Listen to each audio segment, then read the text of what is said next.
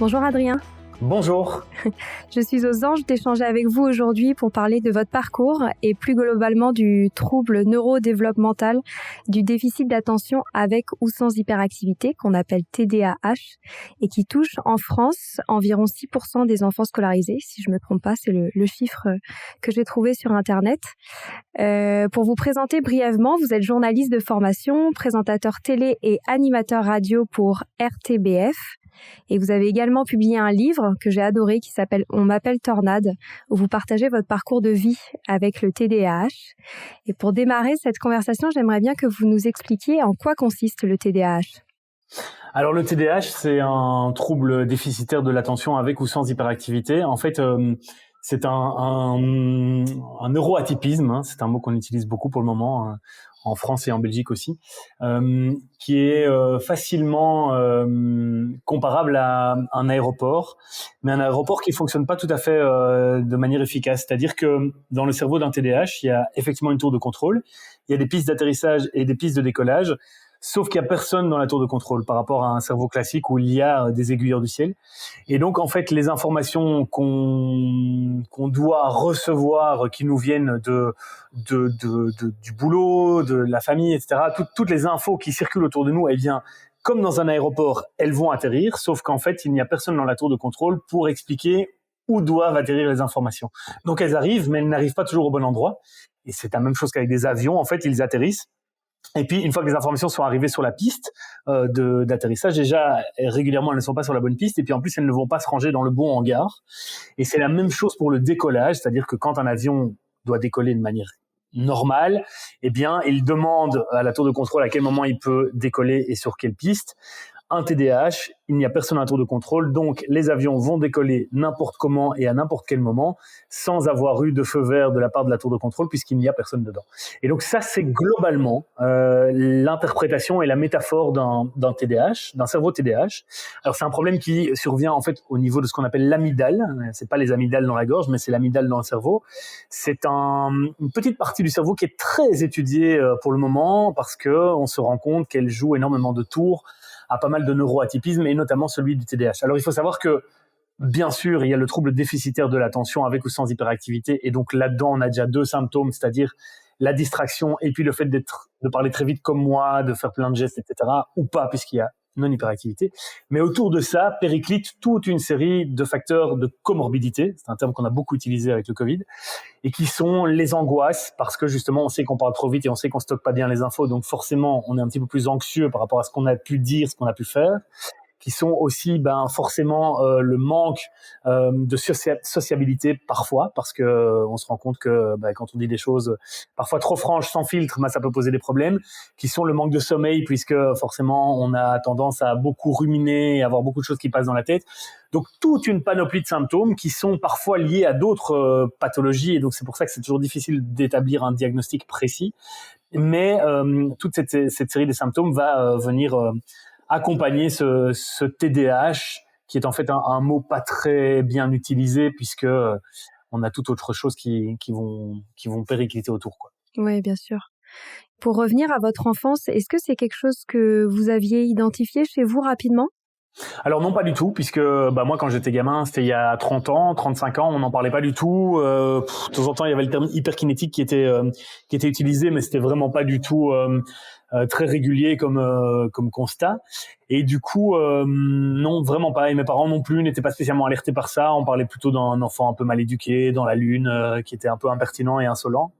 Et donc il n'y a jamais vraiment eu d'accompagnement scolaire ni de pistes qui ont été mises en place par toutes les cellules de psycho-médico-sociales autour de l'école. Et donc c'est resté un grand flou et un grand vide pendant de nombreuses années. Et vous vous sentiez différent quand vous étiez plus jeune ? Oui, il y avait clairement une notion de marginalité, alors toute proportion gardée avec évidemment la marginalité et les extrêmes dont on peut régulièrement parler actuellement dans les médias, mais en tout cas quelque chose qui fonctionnait pas comme les autres, le fait d'être beaucoup plus anxieux que mes potes sur plein de points de vue, le fait de voir souvent le verre à moitié vide plutôt que le verre à moitié plein, le fait d'être toujours un peu distrait en classe, mais en même temps quand je rentrais à la maison, j'avais retenu tout ce qu'on m'avait dit. Donc il y avait vraiment des éléments un peu différents de ceux de mes potes, et du coup qui me mettaient un petit peu la puce à l'oreille. Et nous, ce qui nous intéresse aussi beaucoup, c'est le rapport de l'école avec ces enfants qui ont cette forme d'atypisme. Comment est-ce que vous avez vécu votre scolarité ? Alors, la scolarité entre 6 et 12 ans, j'ai pas d'énormes souvenirs vraiment très précis de ce qui s'est passé et de la manière dont j'en ai souffert ou pas. En attendant, je sais que très régulièrement, j'étais invité à aller faire un petit tour dehors pour prendre l'air et pour pouvoir un peu dégourdir les jambes, ce qui n'était pas vraiment très fréquent à l'époque. Je veux dire, maintenant, on commence de plus en plus à mettre ça en place, à motiver les enfants à aller faire des activités à l'extérieur avant même de rentrer en classe. Ici, en l'occurrence, c'était pas le cas et donc c'était plutôt vécu comme une punition plutôt que comme un signe intelligent et intelligible de la part des professeurs. Mais donc il y avait en tout cas cette notion de vouloir bouger, il y avait cette notion d'être très anxieux, de devoir rentrer dans la cour de l'école et de savoir que pendant 8 heures j'étais assis sur une chaise d'école, en sachant que par exemple ici, et c'est pas du tout contre vous, mais que d'avoir un moment où je dois m'asseoir pendant 35 minutes et de parler de moi, c'est quelque chose de très très compliqué, de rester en place, de pouvoir de devoir me concentrer sur certaines choses. Donc il faut imaginer sur 8 heures de temps, quand on est un peu plus vulnérable en tant qu'enfant, c'est vachement plus complexe. Donc il y avait en tout cas cette notion de pas être vraiment à ma place, quoi. Ça, c'est sûr que je la ressens encore maintenant quand je repense à la scolarité. Mais il y avait aussi du côté positif des profs, dont ma prof de première primaire. Ici en Belgique, c'est la première primaire quand on a 6 ans, qui m'a bien drivé, qui a très vite cerné le personnage et qui a très vite compris qu'il y avait des choses à mettre en place pour pouvoir me canaliser. Mais il n'y avait pas d'impact, en tout cas jusqu'à 12 ans, il n'y a jamais eu vraiment d'impact sur les résultats scolaires. Parce que là, il y avait, comme je vous dis, j'avais quand même l'impression de bien assimiler la matière sans être vraiment attentif. C'est un peu la qualité qu'un TDAH a, c'est que c'est faire pas mal de trucs en même temps. Ça se complique un peu quand on arrive dans le système du collège, parce qu'à ce moment-là, il y a d'autres paramètres qui entrent en ligne de compte, qui sont la puberté, l'adolescence, les premiers amours, et là, il y a trop de choses qui se passent, et donc les filtres commencent à devenir un petit peu plus compliqués à fonctionner. Oui. Et donc, à partir de 12 ans, comment ça s'est déroulé ? Alors là, c'est l'adolescence, c'est la période conflictuelle qui se met en place. Mon professeur de dernier cycle de primaire avait expliqué à mes parents que c'était très bien et que tant mieux si je parvenais à restituer mes leçons sans devoir les refaire à la maison. C'était une qualité, mais que ça n'allait plus durer très longtemps. Et donc effectivement, il avait vu juste, puisque au fur et à mesure du temps qui passe, ça devient plus complexe au niveau du collège, au niveau des leçons. Et puis il y a plein d'autres stimuli qui entrent en ligne de compte. Je les évoquais, les amours, les cigarettes, les petits, les moments un peu d'adolescents, de pétage de plomb. Et donc, il n'y a plus vraiment moyen, en fait, de trouver un équilibre et d'être attentif uniquement à certaines, à 2 ou 3 choses. Donc, ça a été beaucoup plus complexe. Il y a eu des vraies tensions aussi avec mes parents parce que je me sentais incompris. Je me sentais pas impoli avec les profs ni mal éduqué, mais je comprenais pas pourquoi ils nous imposaient certaines choses. Et j'avais toujours besoin de donner mon avis, de dire ce que je pensais. Alors qu'un élève normal, entre guillemets, avait ce filtre qui disait il y a un respect du professeur, il y a un respect de l'autorité, et il n'est pas question de commencer à interagir avec le prof et à commencer à rouspéter ou à aller à l'encontre de ce qui est demandé, quoi. Donc, ça a été un clash constant pendant une grosse dizaine d'années quand même. Et pour vos études supérieures, vous avez continué à avancer sans avoir de diagnostic ? Oui, alors j'ai continué sans avoir de diagnostic parce qu'en fait, au fur et à mesure de mon cycle de collège, je me suis créé des petits mécanismes petit à petit pour pouvoir contrer un peu tous ces problèmes de neuroatypisme. J'ai trouvé des chemins alternatifs en fait qui m'ont vraiment permis de garder la tête hors de l'eau et d'être en mode survie, quoi. Je pense que ce terme-là est quand même assez évocateur de ce qui s'est passé et du coup moi mes chemins alternatifs c'était la tchatch, c'était le fait de prendre des responsabilités extrascolaires, le fait de fédérer pour pouvoir me créer une petite équipe qui me permettait sur qui je pouvais compter quand il fallait, quoi. Et donc quand je suis arrivé dans mes études supérieures, ça a continué à être un peu la galère, à chercher ma place. J'ai fait d'abord un an d'infirmier, puis j'ai étudié la kiné, et puis finalement j'ai trouvé ma voie en étudiant le journalisme, mais j'avais déjà 23 ans, et donc une pression immense et intense de la part de la famille, mais de la société de manière générale aussi, puisqu'à priori à 23 ans on est déjà censé avoir son premier salaire et sa première bagnole. Moi j'étais encore en galère à faire des petits jobs d'étudiant, mais Mais voilà, j'ai mis plus de temps à trouver ma voie. Je suis content de l'avoir trouvé parce qu'il y a plein de gens qui ne la trouvent pas et donc j'ai déjà énormément de chance de l'avoir trouvé et énormément de chance d'être tombé sur un corps professoral qui a été très attentif à ma manière de fonctionner et qui a réussi à trouver dans mon système de gestion de mes émotions et de mon intelligence cérébrale et émotive de capitaliser dessus, quoi. Et en fait, ils ont vraiment réussi à m'ouvrir des portes que je pensais jamais pouvoir ouvrir parce qu'ils ont décelé chez moi des choses qui étaient atypiques, mais qui étaient intéressantes, je pense, pour eux. Ouais, c'est génial. Ouais, ouais, Et ouais, donc, à à fond. quel moment est-ce que vous avez mis un mot sur cet atypisme? Bah, en fait, pendant mon cursus universitaire de journalisme, je côtoyais une famille où il y avait un petit garçon qui me ressemblait quand même fort, quoi. Et donc, je m'intéressais un peu forcément à lui et on m'expliquait qu'il était hyperkinétique et qu'il prenait des médicaments et que il avait beaucoup de problèmes pour se concentrer à l'école. Bon, lui, il était dans un une pathologie, enfin pas une pathologie, mais en tout cas une expression de symptômes nettement plus extrême que moi, parce que moi j'avais tendance à beaucoup introvertir. Ici, en l'occurrence, dans sa famille, on lui laissait vraiment la possibilité de pouvoir évacuer systématiquement toutes ses angoisses, toutes ses émotions, toutes ses frustrations, tous ces changements aussi d'état d'humeur. Et donc, je me suis dit, tiens, c'est quand même vraiment étonnant parce que je me retrouve dans beaucoup d'éléments chez lui. Et donc là, j'ai commencé à faire un peu des recherches. Bon, je faisais des études paramédicales juste avant de commencer le journalisme, donc j'avais déjà un peu compris le système de fonctionnement du cerveau. Et donc, bon, Internet n'existait pas encore vraiment, mais j'allais un peu me plonger dans les livres de mon père qui était kiné, je checkais, enfin, j'ai un peu regardé plein de trucs. Et puis, après 2-3 ans, je me suis rendu compte que c'était quand même fort similaire à ce qu'avait ce garçon. Et donc là, c'est un peu ce qui m'a commencé à me mettre la puce à l'oreille, mais tout en me disant que ça me posait pas trop de problème puisque je réussissais plutôt pas mal à l'UNIF. Et donc, j'ai pas spécialement essayé d'aller chercher plus loin, mais c'est au moment où j'ai commencé à bosser, quelques années après avoir commencé à faire de la télé à la RTB, j'ai un petit garçon de nouveau sa maman m'a contacté pour me demander s'il pouvait venir visiter les studios parce que son école lui avait refusé la visite de la télévision belge. Donc la RTBF, c'est l'équivalent de France Télévisions et de Radio France. Et donc en gros, moi j'ai un peu court-circuité cette histoire de l'école et j'ai proposé à la maman et à son enfant de venir directement dans notre studio. Et donc il est arrivé et là il s'est avéré qu'effectivement c'était aussi un petit sosie à moi. Et donc à ce moment-là, je me suis vraiment dit là j'ai un rôle à jouer. On peut plus arriver dans des situations où des enfants sont interdits d'école, enfin de visite de trucs par le directeur, ça c'est pas possible. Donc moi j'ai vraiment, il faut savoir que un des symptômes aussi enfin c'est pas vraiment un symptôme, mais un trait de caractère des TDAH c'est souvent l'empathie et l'hypersensibilité. Et donc là je me suis vraiment mon cœur de TDAH s'est brisé en deux et donc j'ai décidé à ce moment-là, j'ai pris mon téléphone en rentrant de mon enregistrement et j'ai téléphoné, j'ai regardé sur internet, j'ai trouvé l'association belge de TDAH, j'ai appelé. Et j'ai dit voilà, moi je veux apporter ma pierre à l'édifice. Je suis animateur télé, donc j'ai une petite notoriété ici.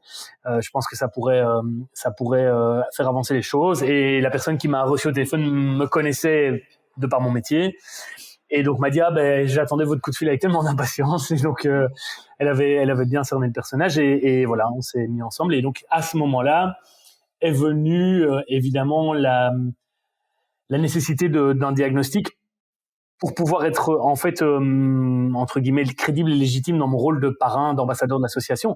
Et si mon diagnostic avait été différent de celui que j'avais envisagé depuis des années, je ne me serais pas lancé dans cette aventure-là, mais peut-être dans une autre, parce que je trouve que c'est important vraiment d'être dans la bonne trajectoire par rapport à ça. Et donc effectivement, j'ai vraiment été diagnostiqué sur un travail de moyen terme avec mes parents, avec un psychiatre, et puis effectivement le diagnostic est tombé de manière assez intense d'ailleurs en termes de gradation, même si ça n'existe pas vraiment. Et alors à ce moment-là est entré vraiment en ligne de compte tout le sens qu'il y avait d'être ambassadeur de cette association. Ouais. Oh, c'est super. Et on se rend compte en fait que le TDAH n'est pas si connu que ça. En tout cas, on en entend un petit peu plus parler ces derniers temps, mais c'est vrai que ça reste assez peu connu même au niveau scolaire. Est-ce que vous sauriez expliquer pourquoi ? Mais je trouve, en fait, rien que le nom TDAH est très barbare. Ouais. Et donc, non, mais c'est vrai, hein, je veux dire, même les gens qui s'y connaissent, une fois sur deux, ils se trompent. Tout trouble dysfonctionnel, trouble déficitaire. Enfin, déficitaire, c'est un mot qu'on n'utilise jamais. Le trouble de l'attention, c'est vrai, mais c'est ce n'est tellement pas que ça. Hyperactivité, c'est souvent une connotation négative. Donc, on n'est pas du tout dans un terme, je dirais, au niveau marketing qui est qui est quelque chose de vendeur. Après, je ne demande pas du tout à ce que ça devienne ça, mais j'explique juste que c'est déjà compliqué d'entrer dans une conversation quand on a ce mot-là qui nous prend au nez. Donc, c'est une première chose. La deuxième chose, c'est qu'effectivement, il y a un double problème paradoxal, c'est qu'il y a du surdiagnostic et du sous-diagnostic. C'est-à-dire qu'il y a beaucoup de professeurs et de personnel dans le milieu éducatif qui ont tendance à très vite répertorier les enfants. Lui c'est dyspraxique, lui il est dyslexique, lui il est TDAH. Ils vont chez les parents, ils disent ouais voilà c'est ça, HPI. Ils vont chez les parents, ils disent bon faites-le courir 2 heures dans votre jardin parce que quand il arrive à l'école il sait pas tenir en place. Donc ça c'est une première chose, c'est le surdiagnostic qui en fait joue de très vilains tours au TDAH en lui-même parce que du coup la prise en charge n'est pas la bonne et surtout il y a beaucoup de biais par rapport à ce qu'on peut mettre en place. Et puis il y a le sous-diagnostic puisque effectivement il n'y a pas assez de personnes capables de pouvoir faire un diagnostic complet, efficace et surtout quasi certain, même si on sait que la médecine reste incertaine sur plein de trucs. Mais du coup, c'est 2 éléments qui se confrontent et qui font que ce TDAH reste quelque chose de compliqué. On n'est pas dans une notion quantitative, quoi. On ne sait pas aller faire un test et dire, bah, toi, tu as un TDAH de 82 Bien sur sûr. 100. Ouais. Donc, c'est pour ça, je crois aussi que c'est complexe. Ouais. Non, c'est certain. Est-ce que vous auriez des conseils à donner aux parents ou même aux enseignants qui accompagnent des enfants TDAH ? Alors ça, c'est un des objectifs que j'avais formulé quand j'ai écrit mon livre, c'est vraiment de pouvoir donner toute une série de clés, d'outils, que ce soit pour les enfants, enfin les parents qui ont des enfants TDAH, mais il faut savoir aussi qu'en Belgique, une notion qui est assez interpellante, c'est que il y a énormément de parents qui découvrent leur TDAH en allant faire diagnostiquer leur fils ou leur fille.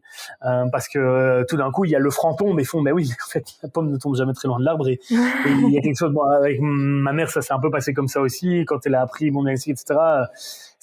Donc ça, c'est une première chose, c'est vraiment de dire, attention, parce qu'il n'y a pas que des enfants, il y a des parents aussi. Donc maintenant, pour répondre à votre question, il y a plein d'outils qui existent, parce que ce sont vraiment l'accompagnement, il se fait un peu de manière individuelle et au cas par cas. Et donc, il y a des outils qui existent pour pouvoir donner des pistes en fonction des difficultés qui sont rencontrées, quoi. Donc, c'est ça qui est vraiment très chouette. Maintenant, de manière générale, stimuler la créativité, le renforcement positif, le fait de demander des moments de concentration. Mon épouse passe sa vie à me dire « Arrête-toi 2 secondes, regarde-moi dans les yeux, écoute l'information que je vais te diffuser maintenant et retiens-la, quoi. » Donc, au lieu de dire ma mère vient manger ce soir, elle me dit t'as 2 secondes, regarde-moi, retiens ce que je vais te dire, ma maman vient manger ce soir.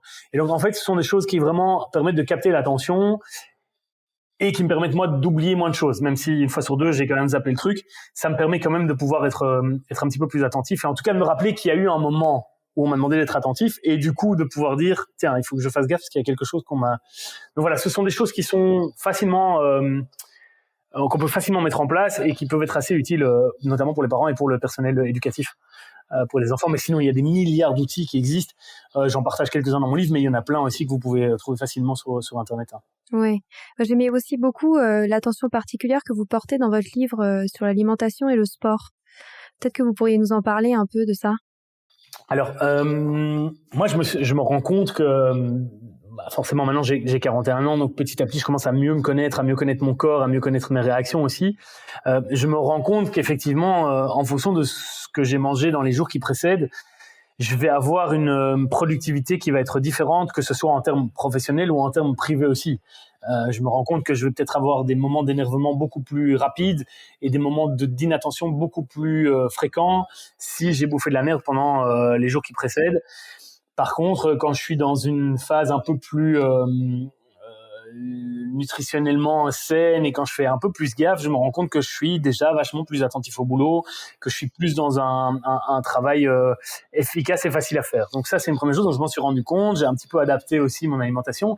Mais il faut savoir que les personnes TDAH, un des nouveaux symptômes, voilà, j'en révèle plus au fur et à mesure de la conversation, c'est aussi l'addiction. Ce sont des personnes qui sont très addictives et qui ont besoin d'avoir en fait des petites routines et des coutumes, donc l'alcool, la cigarette,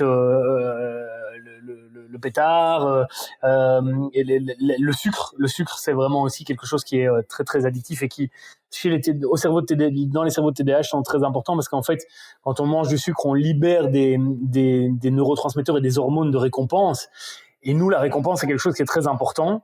Il y a l'adrénaline qui entre aussi en ligne de compte à ce moment-là. Et donc, pour les TDAH, c'est vraiment, comme l'amygdale ne fonctionne pas très bien, elle gère justement tout ce flux d'hormones et de neurotransmetteurs. Et du coup, quand nous, on nous stimule en récompense, on est content, quoi. C'est pour ça que le renforcement positif est important aussi. Donc, il faut faire gaffe à tout ça. Et c'est vrai que j'ai donné dans le livre la parole à une nutritionniste, une diététicienne, qui va un peu remettre l'église au milieu du village, qui va un peu réexpliquer de base la pyramide alimentaire classique, ce que les enfants ont besoin. Et puis après, de dire comment est-ce qu'on adapte et comment est-ce qu'on peut essayer de trouver des solutions pour que les enfants TDAH puissent manger de manière plus efficace et surtout que ce soit plus cool à la maison. Et ça, de toute façon, ça se rapporte pour tous les enfants. Je veux dire, le sucre, c'est une saloperie et il faut vraiment essayer de l'éviter un maximum, même si c'est entré dans nos mœurs depuis des années maintenant et qu'on est complètement addict à ça. Il faut vraiment essayer de repasser un peu par la case fruits et légumes de manière un peu plus générale pendant les collations. J'ai l'impression qu'il y a un vrai travail qui se fait au niveau des écoles, donc ça, c'est bien. Et alors, dans un deuxième temps, vous me parliez de sport et pour le moment, je suis très fier parce que ça fait 15 minutes que je retiens vos questions. Ouais. Et c'est très rare parce que d'habitude, je divague rapidement. Mais le sport, c'est quelque chose qui est très important pour moi puisque moi, j'essaie d'en pratiquer 10 heures par jour. Par semaine, pardon, 10 heures par jour, c'est ça. 10 heures par semaine. Et moi, j'y trouve énormément de choses positives dans le sens où beaucoup de gens me disent, oui, mais comment, par exemple, tu arrives à jouer au tennis alors que tu as des problèmes d'attention et de concentration? Alors, c'est une réalité, mais il faut savoir que dans le TDAH, une nouvelle donne qui existe, c'est l'hyperfocalisation. Et donc, quand on fait une tâche qu'on apprécie particulièrement, qui en plus vous apporte de l'adrénaline, on en revient avec ces neurotransmetteurs, et qui en plus va vous permettre de vous mettre un peu en danger dans la compétition, là, vous apportez à un TDAH tout ce qu'il a envie d'avoir. C'est l'incertitude sur le moment, c'est ne penser à rien d'autre puisqu'on est dans le mouvement, c'est être focus sur une seule chose et un seul objectif. Et donc pour ça, le sport m'apporte vraiment beaucoup de bénéfices. À côté de ça, le fait de me dépenser, puisque moi j'ai l'hyperactivité dans mon combo TDAH, ça me permet de pouvoir détendre mes muscles par après, ça me permet de pouvoir être beaucoup plus concentré et d'apprécier beaucoup plus aussi, de recevoir plus facilement les informations, parce que j'ai fait un travail respiratoire pendant le sport, parce que mon cœur a pompé, parce que forcément quand on fait du sport on se sent mieux, et donc on est beaucoup plus à même de pouvoir recevoir des infos et être un peu plus relax quand on a des choses à dire, quoi. Ouais, c'est super intéressant. Et qu'est-ce que vous pensez de la médication autour du TDAH? Alors moi, j'ai toujours décidé de pas me prononcer à ce propos parce que c'est de nouveau une approche très individuelle et une approche qui dépend aussi beaucoup du médecin et de la personne qui va prendre en charge le patient. Et comme j'ai zéro formation médicale, moi, je me prononce pas du tout là-dessus. Ce que je dis, c'est que moi, j'en ai jamais pris. Mais je ne dis pas que j'en ai jamais pris parce que je voulais pas en prendre. J'en ai jamais pris parce que pour le moment, je n'ai pas eu le besoin. Mais je n'exclus pas le fait qu'un jour, ça puisse arriver, quoi. Donc, mais pour le moment, j'ai réussi à trouver tellement de chemins alternatifs qui sont efficaces, même si c'est parfois compliqué. Comme je l'expliquais, le challenge, on aime bien ça. Donc, de temps en temps, quand je me retrouve dans des situations un peu compliquées, je préfère me dire tu vas y arriver tout seul que de frapper à la porte d'un médecin pour demander un médicament. Mais c'est peut-être une question de tempérament aussi. Oui, c'est certain. Non, mais vous avez raison de porter le message ainsi. Et j'avais une autre question, c'est par rapport à votre parentalité, parce que c'est quelque chose qui vous tient à cœur, je le sais, et je suppose que c'est quand même une difficulté supplémentaire, même si c'est certainement également beaucoup de bonheur. Comment est-ce que vous gérez votre parentalité avec ce TDAH? En fait, ce TDAH, il me sert beaucoup dans ma parentalité parce que comme j'ai vraiment appris à bien me connaître, je sais que je dois être très vigilant sur certaines choses de concentration et d'attention. Et ici, on parle pas d'un objet ou d'un truc sur lequel une note de service que je dois faire pour le boulot et que si j'oublie de la faire, il y a pas mort d'homme. Là, c'est un enfant, et donc je suis obligé, vraiment, mon cerveau travaille sur plein de trucs pour que je puisse être attentif non-stop, pour que je puisse être toujours dans l'écoute de mon enfant, que je ne fasse pas mille choses en même temps pendant qu'il est en train de me parler ou pendant qu'il est en train de me raconter la journée qu'il a eue à l'école. Et donc, c'est un peu comparable au sport où je suis un peu dans un challenge comme ça, où mon cerveau n'a pas d'autre choix que d'être hyper focalisé sur la parentalité et sur l'accompagnement de mon enfant. Et donc, c'est assez efficace parce que c'est une bonne petite gymnastique, en fait, pour me permettre d'être concentré, vu que là, il y a vraiment un instinct de survie, quoi, en fait, qui joue, qui entre en ligne de compte. Donc, c'est plutôt chouette. Et puis, en plus, il y a un côté très créatif sur le TDAH, puisqu'il y a plein d'idées qui circulent. Alors, elles sont très rarement bonnes, mais en tout cas, il y en a plein. Et donc, ça permet de passer du coq à l'âne, dès que je vois qu'il est un peu en train de commencer à une période, c'est un peu plus compliqué en fin de journée, etc. Hop, je lui propose un autre petit truc. Et donc, il y a une vraie diversité de choses à faire, de messages à passer. Et donc, c'est assez efficace. Et ça me permet de pouvoir gérer cette parentalité de manière assez efficace. Et puis surtout aussi, en fait, c'est vraiment la parentalité qui m'aide à gérer mon TDAH, parce que il y a une routine qui doit se créer aussi avec les enfants, la mise au lit, toutes les petites choses qui se font avant. Le réveil le matin, il y a tout un rituel aussi. L'école, c'est toujours à la même heure, ça termine toujours à la même heure. Et donc moi, ça me permet vraiment de structurer mes journées, ce que je faisais pas du tout avant, parce que j'avais aucune contrainte entre guillemets structurelle privée. Et donc c'est vraiment, ce sont deux choses qui vont bien ensemble, je trouve. Mais parce que j'en ai qu'un. Le deuxième arrive, je vais peut-être faire un peu moins le malin à ce moment-là. C'est clair. Voilà. Et je vous laisse bientôt tranquille, mais j'aimerais qu'on parle. J'aimerais qu'on parle aussi d'un point de vue professionnel, parce que je sais que ça inquiète beaucoup de parents qui ont des enfants qui ont le TDAH, de comment on gère sa vie professionnelle. Est-ce que c'est quelque chose dont on peut parler ouvertement à ses collègues? Comment est-ce que vous le gérez ce point-là pour votre vie pro? Moi, je l'ai fait tout de suite, et c'est un peu le message que je fais passer dans mon livre régulièrement aussi, c'est assumons-nous, quoi. Ça sert à rien de commencer à se dire, ok, voilà, je vais essayer de planquer le truc, je vais essayer d'être super concentré et tout. En fait, ça ne va faire que biaiser les relations qu'on a avec les autres personnes et notre productivité au travail, parce que voilà, moi je sais à quel moment je suis productif, je sais que en 1 heure je vais pouvoir être super productif, peut-être plus que 4 heures pour quelqu'un d'autre. Et donc je préfère expliquer comment je fonctionne. Et il y a des personnes avec qui ça va matcher, et des personnes avec qui ça va pas matcher. Et donc moi j'ai la chance d'être dans un secteur où il y a plein de projets différents, et où si ça matche pas pour un, je peux vite aller dire bonjour à un autre. Donc ça, je crois que c'est vraiment quelque chose de très important. Et du coup, j'en viens à un autre conseil qui, je crois, est indispensable. C'est le réseau, quoi. Le fait qu'on soit très créatif, le fait qu'on n'ait pas trop peur de parler, qu'on n'ait pas trop peur d'expliquer tout ce qu'on pense, mais ça nous permet de créer des réseaux avec la possibilité de pouvoir bifurquer de temps en temps vers la gauche, vers la droite, puisque nous sommes des éternels insatisfaits et qu'on a toujours besoin d'avoir des nouveaux challenges. Ça permet d'aller tirer des cordes et d'aller rencontrer des personnes qu'on avait déjà croisées au préalable, et donc toujours vraiment être hyper open à toutes les personnes qui existent autour de nous et qui pourraient un jour ou l'autre être des chouettes collègues et des chouettes personnes avec qui travailler. Donc, je pense que le fait d'en parler va permettre justement de casser une chape de plomb qui pourrait exister, une chape de béton qui pourrait exister, et du coup de créer une relation avec d'autres personnes qui pourraient être bénéfiques pour plus tard. Donc le dialogue, l'ouverture vers les autres, ça, ce sont deux choses qui me semblent être importantes. Et puis, forcément, j'en parlais avec ma vie de papa, mais la structure d'une journée, avant même de commencer le boulot, c'est de se dire, ok, comment est-ce que maintenant que je suis diplômé, maintenant que j'ai envie de commencer des études, comment est-ce que je vais pouvoir trouver des solutions pour pouvoir y arriver, quoi. Donc quelles sont les choses que je mets en place? Ça passe par un agenda, ça passe par des contraintes horaires obligatoires qui me permettent de pouvoir mieux organiser ma journée et de pouvoir être productif à certains moments, plutôt que de traîner une journée de 8 heures où ça va pas aller. Donc c'est vraiment des blocs, quoi. Moi, je fonctionne par bloc. Quand j'étudiais aussi, je me mettais un bloc d'1h30 où je carburais, et puis le reste de la journée, tant pis si je faisais rien, c'est pas grave. Mais voilà, il faut essayer de bien se mettre des objectifs, même s'ils sont petits, ça permet d'être assez efficace aussi. Ouais, et d'accepter qu'on s'organise pas comme les autres. Oui, exactement. Et du coup, essayer de trouver les gens qui acceptent qu'on ne s'organise pas comme les autres aussi. ça c'est parfois un peu plus difficile, mais je le disais aussi dans le livre, j'expliquais à l'école, j'avais un radar en fait, j'arrivais à sentir les personnes avec qui je savais qu'il y allait avoir une compréhension de la manière dont je fonctionnais, et donc je pense que ça c'est un avantage qu'on a aussi en tant que TDAH, c'est de pouvoir être très intuitif et de pouvoir sentir les choses et les personnes. Et ça vient aussi de votre empathie très développée, Bien sûr. je pense. Ouais, tout à fait. Tout à fait, ça joue aussi.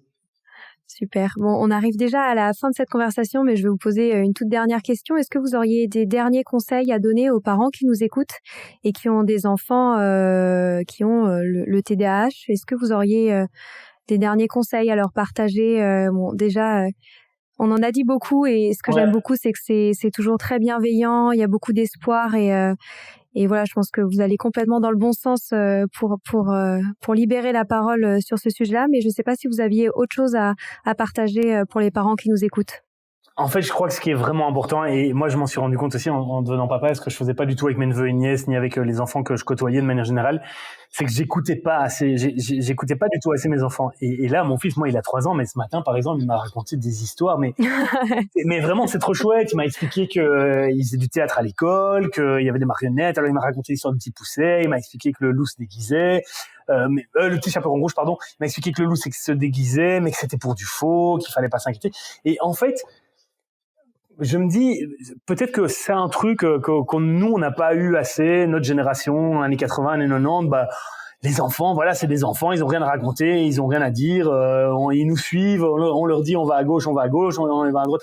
Alors, je dis pas non plus qu'il faut faire les 47 volontés des enfants, c'est pas ça que j'explique. Ce que je dis juste, c'est que parfois, ils ont tellement de choses à nous expliquer et à nous raconter que dans ce qu'ils vont nous raconter, mais aussi dans la manière dont ils vont le faire, on va pouvoir se rendre compte de la manière dont ils appréhendent le monde.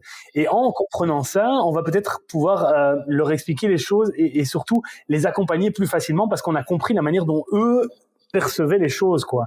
Et donc, moi, c'est vraiment un truc dont je me suis rendu compte depuis 3 ans maintenant, c'est que je parviens à être beaucoup plus audible parce que j'ai écouté mon fils, et donc je parviens à être beaucoup plus efficace aussi dans la manière de communiquer avec lui. Ça, c'est une chose. Comme autre conseil, je dirais que pour moi, le renforcement positif, c'est vraiment quelque chose d'hyper important, et je sais à quel point ça peut paraître parfois un peu bisounours de dire oui, mais tu dois le dire quand il a bien mis la cuillère dans le tiroir, qu'il a bien mis sa chaise en place. Ce sont des petits gestes qui, pour des enfants, qui pour nous paraissent tellement anecdotiques, mais pour des enfants, c'est un travail incroyable au niveau neurologique de respecter la règle qui a été mise en place, de se dire qu'ils l'ont bien fait, et surtout d'entendre qu'ils l'ont bien fait. Et donc, tout ça va permettre à l'enfant d'être serein, d'être plus relax, et peut-être d'avoir les mêmes effets qu'une séance de sport, et donc de se dire, je suis en confiance, donc je vais pouvoir être plus à même d'assumer mon trouble, et plus à même d'aller plus loin, et plus haut et plus fort, quoi. Ouais, et de m'accepter comme je suis. Exactement. Parce que les autres m'acceptent comme je suis, donc je m'accepte aussi comme je suis. Ouais, tout à fait. Voilà. Merci 1000 fois pour votre temps, c'était super, et bravo cool pour tout ce que vous faites avec l'association. Je pense qu'aussi c'est essentiel de se rapprocher et de s'informer auprès de ces associations qui font un travail, j'en suis certaine, fabuleux. Donc bravo encore pour tout ce que vous faites, et à très bientôt, j'espère. Oui, bientôt, à très bientôt. Et puis je fais un petit appel à tous les parents s'ils ont envie d'avoir des choses à véhiculer, à communiquer. Il faut vraiment pas hésiter. Il y a plein de groupes de parole qui existent partout. Il y a plein de vidéos qui circulent. Il y a des livres. Donc il faut vraiment pas hésiter à se renseigner, à lire des choses, et surtout expliquer que le TDAH, comme on l'a dit dans cette conversation, c'est pas comme un rhume, quoi. Il n'y a pas un début, une fin, et on sait comment le soigner. Et c'est plein de paramètres qui entrent en ligne de compte. C'est très individuel. Il ne faut surtout pas baisser les bras. Il faut se dire qu'un jour ou l'autre, on trouvera des solutions de manière individuelle et personnalisée, et de se dire que tout est possible. Ouais, c'est sûr. Merci 1000 fois. Avec plaisir. À très bientôt. À bientôt.